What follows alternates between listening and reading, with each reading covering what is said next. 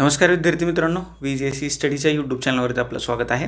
आपण MPSC pre आणि मेन्समधल्या पॉलिटीच्या प्रश्नाचं विश्लेषण पाहतोय. त्याच्यातले पुढचं लेक्चर आहे. याच्यामध्ये आपण पक्षीय राजकारण, पक्ष आणि दबाव गट याच्याविषयी जे PYQ होते ते पाहतोय. त्याचा हा पार्ट 2 आहे. जर का तुम्ही पार्ट 1 पाहिला नसेल तर तो न विसरता पहा. हा त्याचा भाग 2 आहे. भाग 1 मध्ये आपण निम्मे क्वेश्चन्स घेतलेले आहेत आणि भाग 2 मध्ये जे राहिलेले क्वेश्चन्स आहेत तर ते आपण त्याची चर्चा करणार आहे. बऱ्याच जणांना मला PDF बद्दल विचारलं होतं. तर या ज्या PDF आहेत तर त्या VJSC स्टडीच्या टेलिग्राम चॅनलवरती उपलब्ध आहेत. तिथून तुम्ही त्या डाउनलोड करू शकता. तुम्ही जर का #PDF असं सर्च केलं तर तुम्हाला सगळ्या PDF सापडतील. आजपर्यंत जेवढ्या आपण अपलोड केलेल्या आहेत तेवढ्या सर्व PDF. त्याच्यामध्ये PYQ येतील, महत्त्वाचे लेक्चर जे आपण कंडक्ट केलेले आहेत त्या PDF येतील आणि इतर करंट ओरिएंटेड ज्या PDF आहेत तर त्या सर्व PDF तुम्हाला तिथं मिळतील. आता ही जी पर्टिक्युलर लेक्चर सिरीज आहे तर ही सर्च कशी करायची, तर ज्यावेळेस तुम्ही VJSC स्टडीच्या यूट्यूब चॅनलवरती जाल, प्लेलिस्ट सेक्शन चेक कराल तर त्या प्लेलिस्ट सेक्शनमध्ये MPSC पॉलिटी PYQ ॲनालिसिस नावाची सिरीज आहे. तीच सिरीज याच्यामध्ये आपण ही लेक्चर ॲड करतोय. ही ऑनगोईंग सिरीज आहे. ज्यावेळेस तुम्ही पक्षीय राजकारण, पक्ष आणि दबाव गट याचा अभ्यास करता, पूर्वपरीक्षेच्या दृष्टीनं याच्यावरती प्रश्न करंट ओरिएंटेड आलेले आहेत. म्हणजे एखादी लोकसभेची निवडणूक झाली, एखादी विधानसभेची निवडणूक झाली किंवा एखाद्या पक्षाचा एखादा नेता जर का चर्चेत असेल तर त्याच्यावरच तेच त्यांनी प्रश्न विचारलेले आहेत. परंतु मुख्य परीक्षेच्या दृष्टीने जर का अभ्यास करायचा असेल तर तुम्हाला या पॉईंटचा अभ्यास करणं गरजेचं आहे की जेणेकरून मुख्य परीक्षेला कसाही त्यांनी प्रश्न विचारला तर तुम्हाला त्याचं उत्तर लिहायला आलं पाहिजे. म्हणजे अगदी भारतीय पक्षप्रणाली, पक्षीय राजकारणाची पार्श्वभूमी भारतातली इथपासून ते लोकशाहीतील राजकीय पक्षांचं महत्त्व काय इथपर्यंत हे जे सगळे टॉपिक दिलेले आहेत एवढा तुम्ही त्याचा अभ्यास करायला पाहिजे. याच्यासाठी एक बेस्ट सोर्स आहे तुकाराम जाधव युनिक अकॅडमीचं पुस्तक आहे सरांचं, खंड 1. तो खंड वाचा. याच्यातल्या बऱ्याचशा गोष्टी क्लिअर होतील हे लक्षात ठेवा. आणि ज्यांनी कोणी MA पॉलिटिकल सायन्स केला असेल किंवा BAला आणि MAला कोणाचा पॉलिटिकल सायन्स ऑप्शनल सब्जेक्ट असेल तर त्यांना दुसरं काय करायची गरज नाही आहे. कारण हा पक्षप्रणाली, पॉलिटिकल सिस्टम इन इंडिया, भारतातली राजकीय व्यवस्था याच्यामध्ये तुम्हाला त्याचा अभ्यासच आहे. ओके, मी मागच्या लेक्चरमध्ये सांगितल्याप्रमाणे ज्यावेळेस आपण भारताच्या पक्षीय राजकारणाचा विचार करतो तर भारत उत्तर आणि दक्षिण अशा 2 भागात विभागला जातो. म्हणजे दक्षिणेतलं राजकारण वेगळं आहे आणि भारताच्या उत्तरेतलं पक्षीय राजकारण वेगळं आहे. हा सरळ क्लिअर कट डिवायडेशन फरक आपल्याला पाहायला मिळतो. दक्षिणेतले राजकारण हे लोकानुरंजनवादी राजकारण आहे. म्हणजे जे लोकांना आवडतं तिथले नेते ते करतात. फॉर एक्झाम्पल विजय नावाचा एक ॲक्टर आहे, त्याने आता पक्ष काढलेला आहे आणि 2026ची विधानसभेची निवडणूक तो तिथं लढवणार आहे. उत्तर भारतात असं होत नाही सहसा. म्हणजे इवन तुम्ही कधी महाराष्ट्रात एखादा अभिनेता किंवा अभिनेत्रीनं पक्ष काढलाय आणि ते मुख्यमंत्री झालेत किंवा त्यांना जास्त जागा मिळाल्यात असं कधी पाहिलंय, ऐकलंय नाही. म्हणजे ते पॉसिबलच नाही. परंतु दक्षिण भारतात मात्र तमिळनाडू असेल, त्याच्यानंतर आंध्र प्रदेश असेल, ओके, तेलंगणा असेल, ही जी दक्षिणेतली राज्य आहेत तर तिथं तुम्हाला मोठ्या प्रमाणात पॉप्युलिस्ट पॉलिटिक्स पाहायला मिळतं, लोकानुरंजनवादी राजकारण पाहायला मिळतं. म्हणजे सिनेमातले सगळ्यात मोठं उदाहरण म्हणजे जे ललिता, ह्या पहिल्यांदा हिरोईन होत्या, मध्ये मुख्यमंत्री झाल्या. ओके, मारन, ओके, करुणानिधी, ही तीच नावं आहेत. उत्तरेत असं काय पाहायला मिळतं का? ओके, कंगना राणावत हिमाचल प्रदेशमधून निवडून आली, तो भाग वेगळा. परंतु तिथं पक्षाचा प्रभाव तुम्हाला जास्त असल्याचं पाहायला मिळतं. दक्षिणेत लोकांचा प्रभाव असतो आणि उत्तरेत पक्षांचा प्रभाव असतो. महाराष्ट्रात पक्ष आणि लोक दोघांकडून वोटिंग केलं जातं. तर असे भारताच्या राजकारणाची, पक्षीय राजकारणाची वैविध्यता तुम्हाला असल्याचं या ठिकाणी दिसून येतं. मग युतीचं आणि आघाड्यांचं राजकारण कसं तयार झालं, 1967 पर्यंत जी काँग्रेस सिस्टीम, काँग्रेस व्यवस्था होती ती कशी होती. मग 1967ला बऱ्याचशा राज्यात काँग्रेसला अगदी चढाओढ लागली होती आणि कमी फरकाने सत्ता आली, परंतु आली. मग तिथं म्हटलं जातं रजनी कोठारी यांनी ही काँग्रेस सिस्टमचा राज झाला असा शब्दप्रयोग वापरला होता. त्यांनी 1967च्या अगोदर भारतात काँग्रेस व्यवस्था होती असं ते म्हणतात.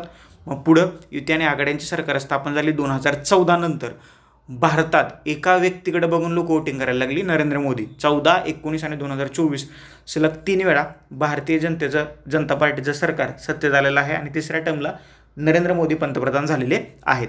भारताच्या पक्षीय राजकारणातली स्थित्यांतर कशी झाली, अगदी 1952 पासून म्हणजे 1947 पासून पकडा ते 1967 पर्यंत काँग्रेस पक्ष सत्तेत होता.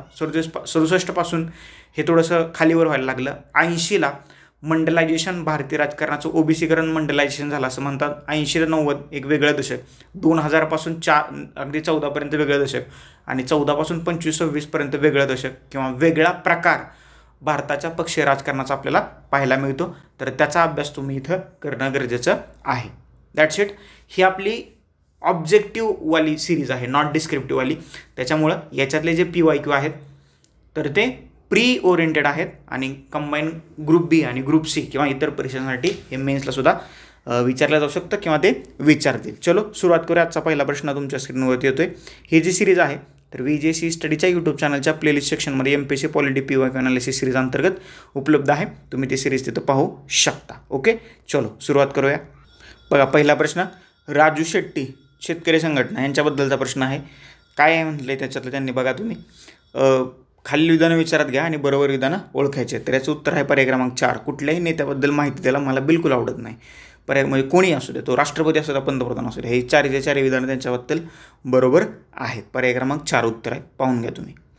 पुढचा प्रश्न, भारतातील राष्ट्रीय पक्ष म्हणून असलेल्या भारतीय राष्ट्रीय काँग्रेस पक्षाच्या संघटनेत प्रादेशिक समित्यावर नियंत्रण ठेवणारी समिती म्हणून खालील समितीचा उल्लेख केला जातो.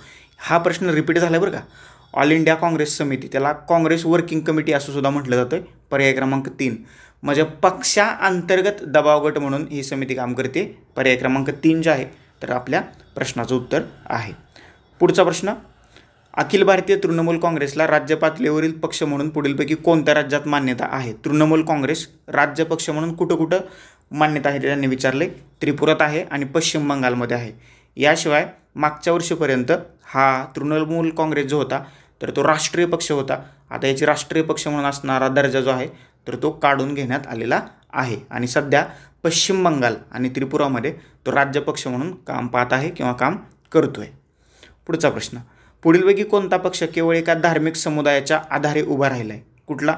पंजाबमध्ये शिरोमणी अकाली दल, शिखांचं नेतृत्व जे आहे तर हा पक्ष करतो किंवा शिखांच्या नेतृत्वाखाली हा पक्ष सध्या चालतोय. प्रकाशसिंग बादल पंजाबचे खूप वेळ मुख्यमंत्री राहिलेले आहेत आणि पंजाबमध्ये हे एकाच पक्षाचं प्राबल्य होतं. कधी हा पक्ष काँग्रेसबरोबर जायचा, परंतु बहुतेक हा पक्ष काँग्रेसबरोबर गेला आहे. मागच्या टर्मला ऐकलं असेल, आपच्या अगोदर हा पक्ष BJP बरोबर सुद्धा पंजाबमध्ये सत्तेत राहिलेला आहे. परंतु हा पक्ष पंजाबमध्ये खूप वेळ सत्तेत राहिला आहे आणि ही एकच शीख समुदायाचं नेतृत्व किंवा शीख समुदायाच्या आधारे उभा राहिलेला शिरोमणी अकाली दल नावाचा पक्ष आहे.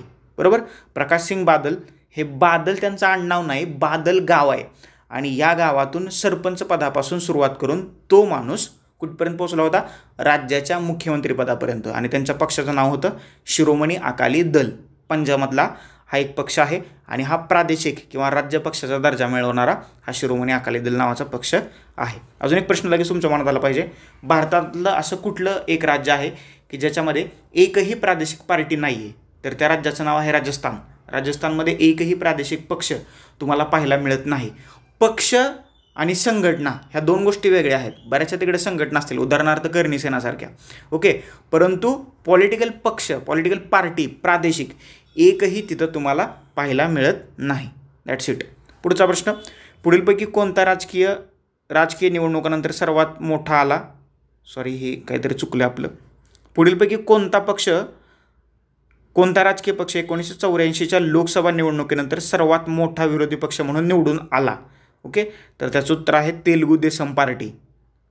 आंध्रमध्ये हा पक्ष महत्त्वाचा आहे, तेलुगू देसम पार्टी.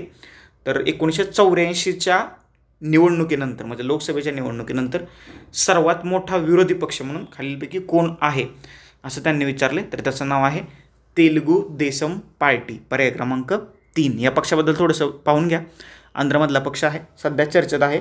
आंध्र, तमिळनाडू आणि तेलंगणा हे 3 राज्य थोडीशी पॉलिटिकली चर्चेतली आहेत.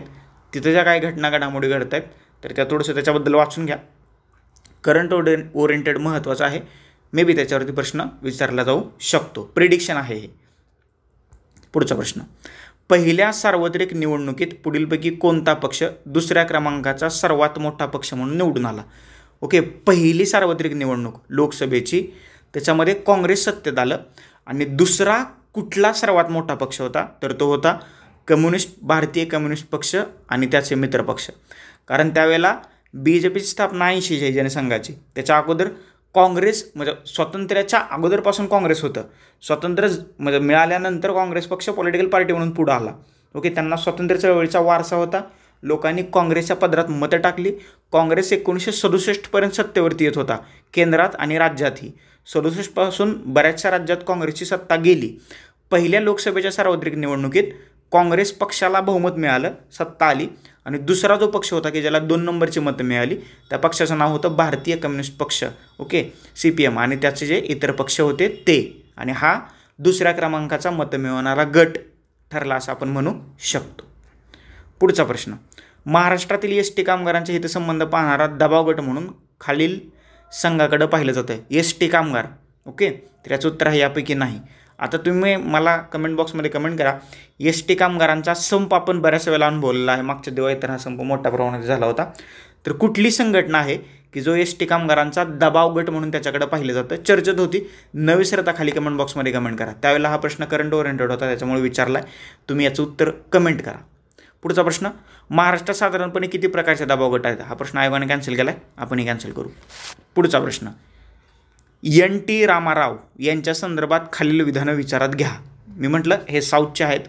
बघा काय म्हणतात बघा, ते तेलुगू चित्रपटाचे सुप्रसिद्ध नायक होते, बरोबर आहे. ते आंध्र प्रदेशचे मुख्यमंत्री होते, बरोबर आहे. ते तेलुगू देसम या पक्षाचे संस्थापक आहेत, बरोबर आहे. राज्यपाल रामलाल यांना बढती मिळाली, हे काय मध्ये झालं? तर हे चुकलं. अ, ब, क हे 3 विधानं बरोबर आहेत. पर्याय क्रमांक 2 जे आहे तर ते आपल्या प्रश्नाचं उत्तर आहे. म्हणजे तेलुगू चित्रपटातले एक ते अभिनेते होते, राजकारणात आले, आंध्र प्रदेशचे मुख्यमंत्री झाले. ओके, त्याच्या अगोदर त्यांनी पक्ष स्थापन केला, त्या पक्षाचं नाव होतं तेलुगू देसम. ओके, त्याचे संस्थापक आणि मग नंतर आंध्र प्रदेशचे मुख्यमंत्री. तर अशा प्रकारचं राजकारण, एक चित्रपटातला नायक, अभिनेता किंवा अभिनेत्री राजकारणात येते, एखादा पक्ष स्थापन करते आणि त्या राज्याचं सर्वोच्च मुख्यमंत्रीपद भूषवते. हे फक्त दक्षिणेतल्या पक्षी राजकारणात शक्य आहे. उत्तरात किंवा महाराष्ट्रात हे म्हणजे अगदी 1001% पॉसिबल नाही आहे. म्हणजे महाराष्ट्रात किती अभिनेते आणि अभिनेत्री सत्तेवरती आलेत आणि ते कशामुळे आलेत? उदाहरणार्थ अभिनेता गोविंदा मुंबईतून खासदार होता, तो काँग्रेसचा खासदार होता. त्यावेळेस काँग्रेस सत्तेत होतं, काँग्रेसकडे पाहून त्याला मतदान केलं आहे, नॉट गोविंदाकडे पाहून. हे लक्षात ठेवलं पाहिजे. आणि दक्षिणेत पक्ष डझंट मॅटर, लोक व्यक्तिपूजा करतात. हाच भारतातल्या पक्षीय राजकारणातला फरक तुम्हाला पाहायला मिळेल, बरोबर. पुढचा प्रश्न, एका विशिष्ट पक्षाच्या भ्रष्ट आणि कार्यक्षम शासनाला संधी देण्यापेक्षा अनेक पक्षांच्या आघाडी सरकारचा योग्य पर्याय कशासाठी सांगायचं आहे? तर ते आपल्याला त्याचं उत्तर निवडायचं आहे. तर बघा, ते अधिक जबाबदार आणि पारदर्शी असतील, बरोबर आहे. ते अधिक लोकशाही आणि संघीय स्वरूपाचे असतील. तर क आणि ड हे 2 पर्याय आहेत, तर ते बरोबर आहेत. असा ऑप्शन किती नंबरचा आहे बघा, पर्याय क्रमांक 4, क आणि ड. पुढचा प्रश्न, प्रादेशिक पक्ष हे कोणत्या जनसमूहाचे प्रतिनिधित्व करतात? कशावरती आधारित आहेत सध्या प्रादेशिक पक्ष? भाषिक किंवा धार्मिक. म्हणजे मराठीच्या भाषेवरती आधारित उभं राहिलेला मनसे, ओके, धर्मावरती उभं राहिलेले शिरोमणी अकाली दल, असे वेगवेगळे पक्ष जे आहेत तर ते भाषिक आणि धार्मिक गटांचं नेतृत्व करत असतात आणि त्या पक्षांची निर्मिती प्रादेशिक पातळीवरती झाल्याची आपल्याला दिसते. पुढचा प्रश्न, महाराष्ट्रातील शुगर लॉबी ही खालील पातळीवर कार्य करणारी संघटना आहे. म्हणजे कारखानदार जे आहेत त्यांची. विधिमंडळ पातळीवरील कार्यक्षेत्र, पर्याय क्रमांक 3. साखर सम्राट आपण म्हणतो ना, सो कॉल्ड. म्हणजे एखादा कारखाना, सहकारी कारखाना घ्यायचा, तो चालवायचा, तो डब घ्यायला आणायचा, तो विकायला काढायचा आणि पुन्हा मग विकत घ्यायचा आणि परत त्याला चांगला करायचा. हे महाराष्ट्राच्या शुगर लॉबीचं एक ठरलेलं आहे. म्हणजे ज्याच्या हातात कारखाना त्याची त्या भागातली आमदारकी फिक्स असं म्हटलं जातं. म्हणजे आमच्या जर सोलापूर जिल्ह्यात हे खूप भयानक चालतं आहे, कोल्हापूर जिल्ह्यात पण हे भयानक चालतं आहे. त्याच्यामुळं शुगर लॉबी जे आहे, म्हणजे बऱ्याचशा राजकीय म्हणजे आमदारां खासदारांकडेच हे कारखाने आहेत. म्हणजे असं कधी ऐकलं का म्हणजे सर्वसामान्य लोकांचे त्या कारखान्यात शेअर्स असतात, परंतु त्या कारखान्याची मालकी एखाद्या आमदाराची, खासदाराची, मंत्र्याची, संत्र्याची यांच्याकडे राहते. आपण फक्त त्याचं पाणी भरायचं, सतरांच्या उचलायचं, ह्याच्यापेक्षा आपल्याकडे काय नाही. त्याच्यामुळं आपण थोडंसं शहाणं झालं पाहिजे, कामं केली पाहिजेत, सत्ता मिळवण्याचा प्रयत्न केला पाहिजे, ते गरजेचं आहे असं मला वाटतं. आणि कमीत कमी राजकारणाचा अभ्यास करून कोणाच्या पाठीमागं उभं राहायचं, कोणाला मतदान करायचं, कधी कुठली खेळायची, हे सर्वसामान्य लोकांना सुद्धा मंत्र्यांप्रमाणे कळलं पाहिजे. जे राजकीय शिक्षण म्हणतो, पॉलिटिकल लिटरसी म्हणतो मी त्याला, तर ती वाढणं गरजेचं आहे. आणि का एका राजकीय पक्षाच्या मागं, एका राजकीय नेत्याच्या मागं का जायचं ना? ओके, लोकशाही आहे, घटनेने तुम्हाला अधिकार दिला आहे, तुम्ही निवडणुकीत उभा राहा, निवडणुका लढवा, लोकांचं काम करा, लोकांची सेवा करा. ओके, डझंट मॅटर ना. त्याच्यामुळं चला थोडंसं विषयांतर झालं, पण ते गरजेचं होतं, कारण ग्रामपंचायतीच्या निवडणुका लागल्यात, काही होऊ शकतं. महाराष्ट्र आहे. पुढचा प्रश्न, घटक राज्यातील मान्यताप्राप्त पक्ष असा दर्जा प्राप्त होण्यासाठी खालीलपैकी महत्त्वाच्या अटी पुढीलप्रमाणे. ओके, घटक राज्यातला मान्यताप्राप्त पक्ष होण्यासाठी कुठल्या कुठल्या अटी गरजेच्या आहेत. बघा, तो पक्ष 5 वर्षापासून सतत राजकीय कार्य करत असावा. बरोबर आहे का? तर बरोबर आहे. त्याच्यानंतर पक्षप्रमुख उच्च हे काय नाही आहे. अस्तित्वात असलेल्या लोकसभेत 25 पैकी 1 व विधानसभेत 30 पैकी 1 सभासद निवडून गेलेले असावे. बरोबर आहे. पक्षाचे एक स्त्रीय उमेदवार असले हे चुकीचं आहे. अ आणि क हे 2 पर्याय बरोबर आहेत. पर्याय क्रमांक 1 मिनिट, अ आणि क इथे आहे बघा, अ आणि क, सॉरी ते जोड नसल्यामुळे मला समजलं नाही. पर्याय क्रमांक 3 हे राजघराणे हे काही चुकीचं आहे. आलं लक्षात. पुढचा प्रश्न, 20 मार्च 2015 विधान परिषदेची निवडणूक 78 जागा पक्षाने आहे.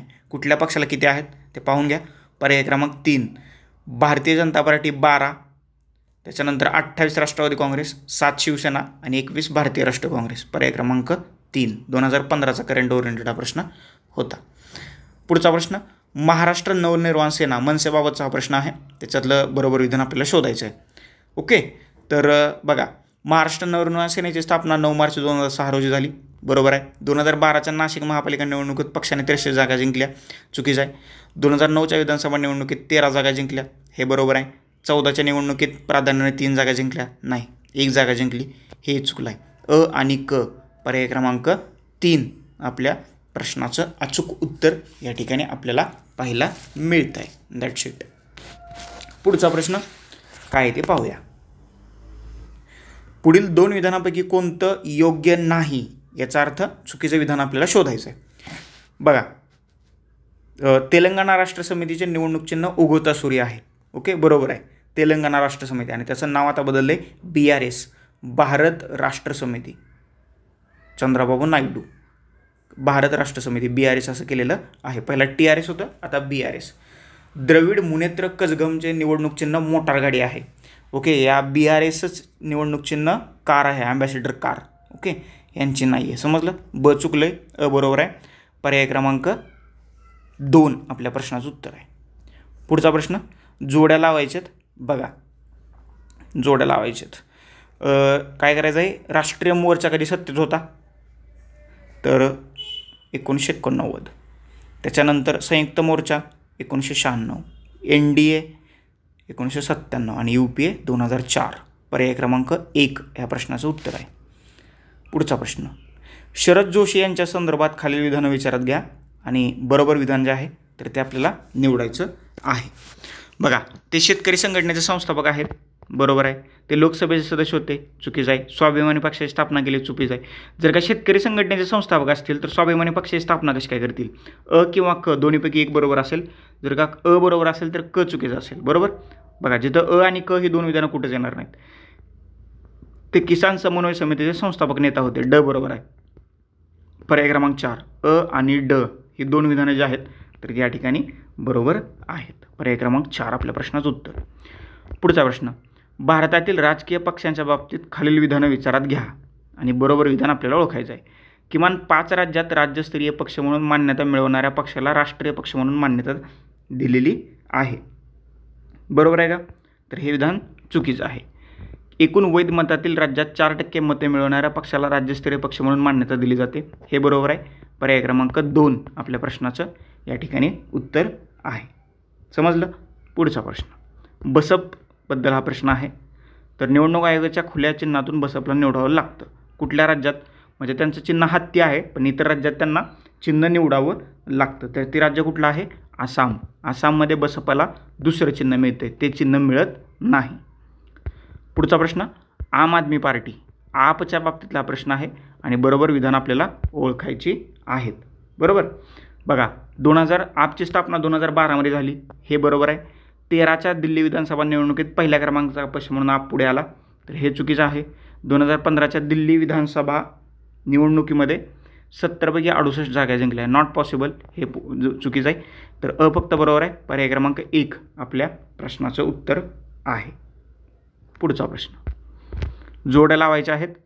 हा प्रश्न रिपीट झाला आहे, तर या प्रश्नाचं मी तुम्हाला डायरेक्ट उत्तर सांगतो. याचं उत्तर आहे पर्याय क्रमांक 4 अला 2. राष्ट्रीय मोर्चा 1989-90, संयुक्त मोर्चा 1996-98, राष्ट्रीय लोकशाही आघाडी 1999-2004 आणि संयुक्त पुरोगामी आघाडी 2004-2009. पर्याय क्रमांक 4 आपल्या प्रश्नाचं उत्तर आहे. पुढचा प्रश्न, खालील विधाने वाचा व अचूक पर्याय निवडा. 4 विधानं दिलेत, त्याच्यातलं बरोबर वाक्य आपल्याला ओळखायचं आहे. तर भारतावरील चीनच्या आक्रमणाच्या पार्श्वभूमीवर कम्युनिस्ट पक्षात फूट पडली, हे चुकीचं आहे. भारत धार्जिणा कम्युनिस्टांना उजवे तर चीन धार्जिणा कम्युनिस्टांना डावे असं समजलं जातं, हे वाईस वर्सा आहे. चीन धार्जिणा कम्युनिस्टांना उजवं तर भारत धार्जिणा कम्युनिस्टांना डावं असं रशिया नॉट चीन, तर त्याच्यामुळे हे चुकलं. महाराष्ट्रात उजव्या कम्युनिस्टाचे नेते कॉम्रेड रणदिवे तर डाव्या कम्युनिस्टाचे नेते कॉम्रेड डांगे होते, हे बरोबर आहे. कालांतराने डावे कम्युनिस्ट काँग्रेसच्या जवळ गेले, उजवे कम्युनिस्ट मात्र काँग्रेसच्या विरोधात राहिले, हे बरोबर आहे. क आणि ड हे 2 पर्याय बरोबर आहेत, त्याच्यामुळं पर्याय क्रमांक 2 जे आहे तर आपल्या प्रश्नाचं बरोबर उत्तर आहे पर्याय क्रमांक 2. That's it. पुढचा प्रश्न, खाली नमूद केलेल्या भारताच्या राजकीय पक्षांमध्ये त्यांच्या स्थापनेसंबंधात योग्य कालानुक्रम लावायचा आहे. म्हणजे कुठला पक्ष कधी आला याचा कालानुक्रम आपल्याला लावायचा आहे. पहिल्यांदा द्रमुक आलं, त्याच्यानंतर साम्यवादी पक्ष मार्क्सवादी आला, त्याच्यानंतर तेलुगू देसम आणि आसाम गण परिषद 1984ला आला आहे, सर्वात शेवटी आला आहे. त्याच्यामुळं अ, ब, ड आणि क. ओके, तर याचं उत्तर असणार आहे पर्याय क्रमांक 1 बरोबर. पुढचा प्रश्न, पुढील विधाने वाचा आणि योग्य पर्याय आपल्याला या ठिकाणी निवडायचा आहे. तर भारतीय महिला राष्ट्रीय फेडरेशन ही संघटना भारतीय साम्यवादी मार्क्सवादी पक्षाशी संबंधित आहे, हे चुकीचं आहे. अखिल भारतीय लोकशाही महिला संघटना ही संघटना भारतीय साम्यवादी पक्षाशी संबंधित आहे, हे चुकीचं आहे, हे वाईस वर्सा आहे. पर्याय क्रमांक 4 ही दोन्ही विधाने जे आहेत या ठिकाणी अयोग्य आहेत. पुढचा प्रश्न, 2009च्या महाराष्ट्र विधानसभा निवडणुकीमध्ये खालील राजकीय पक्षांची सर्वात जास्त ते सर्वात कमी मतांची टक्केवारी यानुसार मांडणी करायची झाल्यास खालीलपैकी कोणता पर्याय योग्य ठरेल. कोणता पर्याय योग्य ठरेल असं त्यांनी आपल्याला विचारलेलं आहे, तर याचं उत्तर आहे पर्याय क्रमांक 1. हे पाहून घ्या, 2009च्या निवडणुकीबद्दल त्याचा रेलेव्हन्स 0 आहे. पुढचा प्रश्न, 2009च्या विधानसभेच्या निवडणुकीत किती जागा मिळाल्या त्या 14ला प्रश्न विचारला, याचाही सध्या रेलेव्हन्स 0 आहे. पुढचा प्रश्न, 2014मध्ये भारतीय निवडणूक आयोगाने खालीलपैकी कोणत्या पक्षांना महाराष्ट्रात राज्यपक्ष म्हणून मान्यता दिली. 14च्या वेळेस कुठल्या पक्षांना मान्यता दिलेली होती, तर याचं उत्तर आहे ब आणि क. शिवसेना आणि महाराष्ट्र नवनिर्माण सेना, मनसे आणि शिवसेना. पर्याय क्रमांक 4. आता मनसेची राज्यपक्ष दर्जा गेला आहे, म्हणजे जाण्याची शक्यता आहे बरं का, आय थिंक आहे, हे मला ॲक्च्युअल सांगता येणार नाही आहे की नाही, जरा कमेंट बॉक्समध्ये कमेंट करा, नाहीतर टेलिग्राम चॅनलवरती मी अपडेट टाकतो. Don't worry about that. पुढचा प्रश्न, टेन्शन नका घेऊ, सगळी गाणी वाचतील. खालीलपैकी कोणतं विधान असत्य आहे. असत्याचा अर्थ चुकीचं विधान आपल्याला ओळखायचं आहे.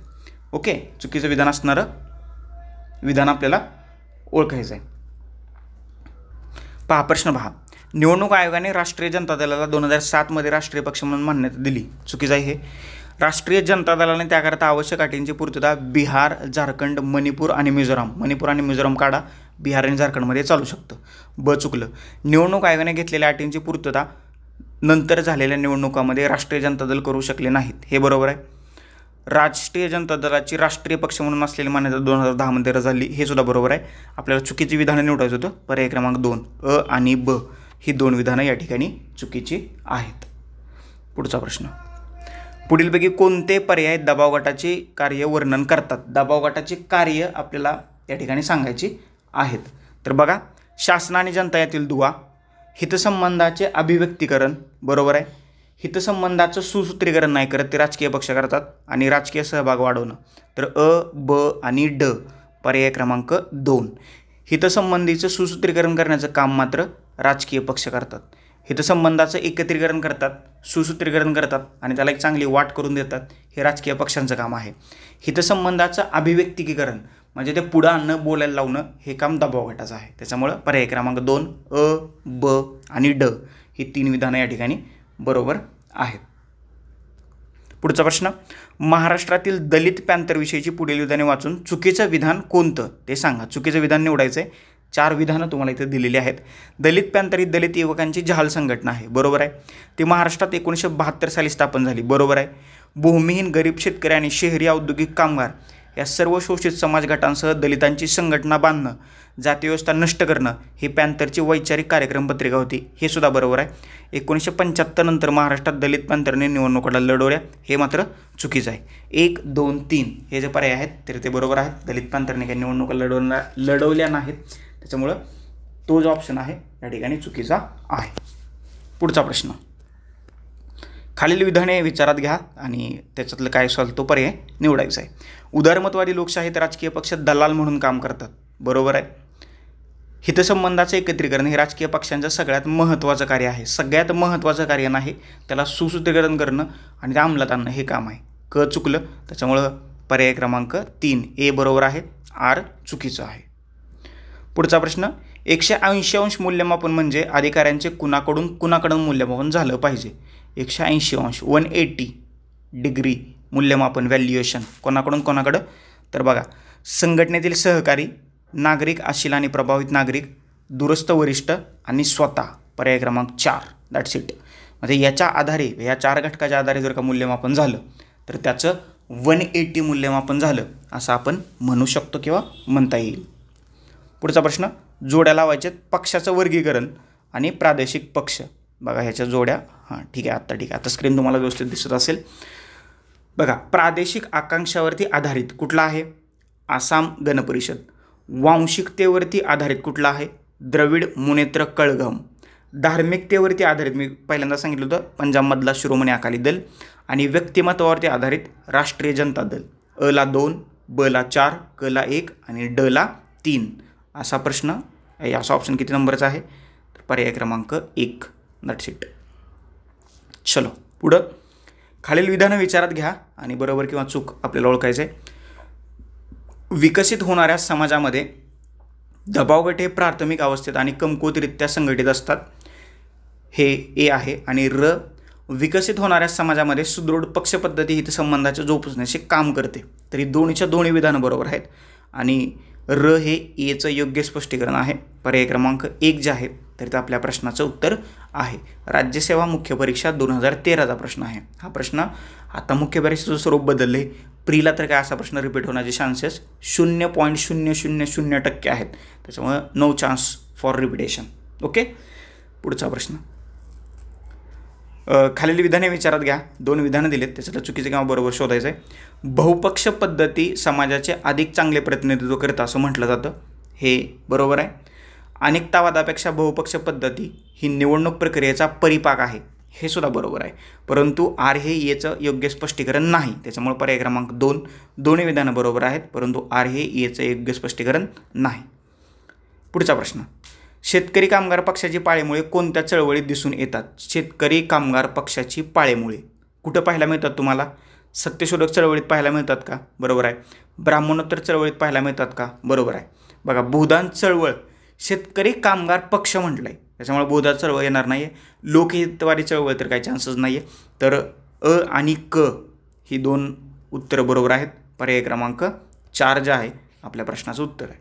समजतंय. पुढचा प्रश्न, खालील विधाने पहा. 2 विधाने दिलेत तुम्हाला, त्याच्यातलं बरोबर किंवा चूक ओळखायचं आहे. राष्ट्रीय पक्ष म्हणून दर्जा मिळवण्यासाठी निवडणूक आयोगाने सध्याच्या अटीबरोबरच 2005 साली अजून एक अट ठेवली, ज्याद्वारे एखाद्या पक्षाला कमीत कमी 4 राज्यांमध्ये राज्यस्तरीय पक्ष म्हणून मान्यता मिळायला हवी. बरोबर आहे का, बरोबर आहे. कमीत कमी 8 राज्यांमध्ये एकूण मतदानाच्या 4% मते मिळायला हवीत अशी आधीची अट होती, हे मात्र चुकीचं आहे. अ बरोबर आहे. पर्याय क्रमांक 1. बघा, राष्ट्रीय पक्ष मान्यतेचे निकष आणि राज्य पक्ष मान्यतेचे निकष याचा थोडासा अभ्यास करा, कारण लोकसभेच्या आणि विधानसभेच्या निवडणुका नुकत्याच पार पडलेल्या आहेत, त्याच्यामुळं या विषयावरती प्रश्न विचारणं साहजिक आहे. याशिवाय निवडणूक आयोगाची स्थापना होऊन सुद्धा 75 वर्ष पूर्ण झालेली आहेत, त्यामुळे निवडणूक आयोग सुद्धा चर्चेत आहे. त्या अनुषंगानं याचा थोडासा अभ्यास करा, प्रश्न विचारण्याची शक्यता थोडीशी दाट आहे. समजतंय का. पुढचा प्रश्न, दबाव गटाचा हेतू काय असतो किंवा कुठला असतो, खाली सांगायचं आपल्याला. बघा, आपल्या हितसंबंधाची पूर्ती करणं असतो का, असतो. शासन प्रशासनावर दबाव टाकणं, बरोबर आहे. निवडणुकीसाठी उमेदवार उभा करणं, दबावगट निवडणूक लढवतच नाहीत, त्याच्यामुळं निवडणूक उभा प्रश्नच नाही आहे. क चुकलं. पाठीशी उभे राहणं, ड बरोबर आहे. तर अ, ब आणि ड पर्याय क्रमांक 4 आपल्या प्रश्नाचं उत्तर. That's it. अ, ब आणि ड. पुढचा प्रश्न बघा. सूची आणि जोड्या लावायच्या आहेत. संबंधित भारतीय जनता पक्ष, त्याच्या संबंधित असणारे कामगार पक्ष कुठला? कामगार संघ. भारतीय मजदूर संघ रिपीट झाला आहे. राष्ट्रवादी काँग्रेस पक्ष कुठला आहे? Indian national trade union Congress. भारतीय साम्यवादी पक्ष all India trade union Congress. आणि शिवसेना भारतीय कामगार सेना. म्हणजे अ ला 4, ब ला 1, क ला 2 आणि ड ला 3 असा कुठला पर्याय पहा? तर पर्याय क्रमांक 1. बरोबर. आगे बढो. खालील विधानं विचारात घ्या. 2 विधानं दिलेत आणि त्याच्यातलं बरोबर असणारं विधान जे आहे तर ते आपल्याला ओळखायचं आहे. जर तुम्ही राष्ट्रीय चिन्हाकडे तोंड करून उभा राहिलात तर घोडा चक्राच्या बाजूला तुमच्या उजवीकडे आढळतो. जर तुम्ही राष्ट्रीय चिन्हाकडे तोंड करून उभा राहिलात तर बैल चक्राच्या बाजूला तुमच्या डावीकडे दिसून येतो. हा प्रश्न कसा आहे? कशावरती आहे? राजमुद्रेवरती आधारित असणारा प्रश्न आहे. आणि दोन्हीच्या दोन्ही विधानं जे आहेत तर ती बरोबर नाही आहेत, लक्षात ठेवा. दोन्हीच्या दोन्ही विधानं इथं चुकीची आहेत. 1 रुपयाचं नाणं समोर घ्या, त्याच्यावर जी राजमुद्रा दिली तर त्याच्याकडं पहा एकदा. ओके. बैल कुठल्या बाजूला आहे, घोडा कुठल्या बाजूला आहे हे एकदा कन्फर्म करा. येतं का लक्षात? जर का तुम्ही म्हणजे 1 रुपयाचं नाणं हातात घेतलं आणि त्याच्यावर जे एम्ब्लम आहे, राजमुद्रा आहे, ती तुम्ही हातात घेतली म्हणजे तुमच्या समोर डोळ्यासमोर, तर तुमच्या डाव्या बाजूला घोडा आहे हे लक्षात ठेवा. ओके. आणि तुमच्या उजव्या बाजूला बैल आहे. राजमुद्रेवरचं सांगतोय मी. डाव्या बाजूला घोडा आहे आणि उजव्या बाजूला बैल आहे. आणि घोड्याचं तोंडसुद्धा डाव्याच बाजूला आहे आणि बैलाचं तोंडसुद्धा डाव्याच बाजूला आहे हे लक्षात ठेवा. ओके. त्याच्यामुळं पर्याय क्रमांक 4 हे दोन्हीच्या दोन्ही विधानं जे आहेत तर ती या ठिकाणी तुम्हाला चुकीचे असल्याचं दिसतं. त्याच्यामुळे पर्याय क्रमांक 4 आपल्या प्रश्नाचं उत्तर आहे. पुढचा प्रश्न. पुढे 4 पक्ष कोणत्या क्रमाने स्थापन झाले? म्हणजे पक्षाच्या स्थापनेनुसार त्यांचा क्रम लावायचा आहे. बघा, पहिल्यांदा कुठला आला? भारतीय राष्ट्रीय काँग्रेस 1885. कुठं पहिल्यांदा आहे? सगळीकडे जवळ पहिल्यांदा आहे. त्याच्यानंतर काय आलं? शेतकरी कामगार पक्ष आला. त्याच्यानंतर काय आलं? शिवसेना. त्याच्यानंतर काय आलं? राष्ट्रवादी काँग्रेस 1999. पर्याय क्रमांक 2. अ, ड, क आणि ब. सर्वात शेवटी राष्ट्रवादी काँग्रेस स्थापन झाल्याचं आपल्याला दिसतं 1999ला. शिवसेना 1967. शेतकरी कामगार पक्ष मध्ये आले. पुढचा प्रश्न. बहुजन समाज पक्षाची स्थापना कोणत्या हेतूने करण्यात आली? बहुजन समाज पक्ष बसप कुठल्या हेतूने करण्यात आली? 1984 याची स्थापना केली होती काशीराम यांनी. आणि नंतर याचं नेतृत्व जे आहे तर ते मायावती यांच्याकडे आलेलं होतं. बरोबर. समजतंय का? आणि काय करायचं आपल्याला ह्याच्यातलं बरोबर विधान ओळखायचं आहे. तर बहुजनांची राज्यसत्ता निर्माण करणं, मनवादी आणि ब्राह्मणवादी जाती व्यवस्थेचं निर्मूलन करणं हे सुद्धा बरोबर आहे. आणि भारताच्या सांस्कृतिक वारसा जतन करणं क चुकीचं आहे. अ आणि ब हे 2 पर्याय बरोबर आहेत. पर्याय क्रमांक 2 जे आहे तर आपल्या प्रश्नाचं अचूक उत्तर आहे. पुढचा प्रश्न. महाराष्ट्रातील दबाव गट म्हणून शेतकरी संघटनेने शासनाच्या धोरण प्रक्रियेवर दबाव टाकून कोणतं यश संपादन केले? कुठलं यश संपादन केले? तर बघा, प्रायोगिक तत्वावर विमा योजना लागू करण्यात आली. बरोबर आहे. लक्ष्मीमुक्ती कार्यक्रमांतर्गत 10 लाख महिलांना शेतीवर मालकी हक्क मिळवून देण्यात आला. बरोबर आहे का? बरोबर आहे. शेतमालाला रास्त भाव मिळाला हे सुद्धा बरोबर आहे. तर अ, ब आणि क हे 3 विधानं बरोबर आहेत. 4थं विधान चुकीचं आहे. त्याच्यामुळं या प्रश्नाचं उत्तर आहे पर्याय क्रमांक 3 अ, ब, क. पुढचा प्रश्न.